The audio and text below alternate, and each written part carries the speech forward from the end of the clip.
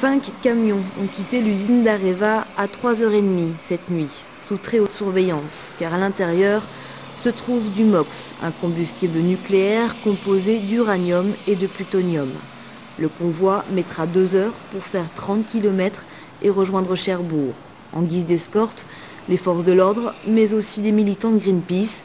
Après avoir été délogés en début de soirée, les antinucléaires se sont dispersés tout au long du parcours pour se faire voir et entendre, mais surtout pour dénoncer de manière pacifique les dangers d'un tel transfert. Il y a beaucoup de transports, un peu toutes les semaines, il y a des transports extrêmement dangereux, du plutonium pur qui circule sur les autoroutes françaises, La Hague, Marcoule, etc.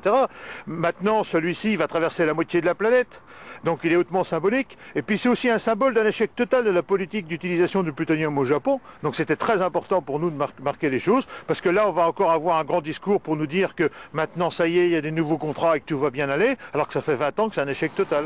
Areva devrait communiquer à ce sujet au moment du deuxième convoi, prévu ce soir. Cette cargaison conséquente, donc, suscitera un long chargement entre 12 et 15 heures dès l'arrivée des 2 cargos, censés effectuer la traversée jusqu'au Japon.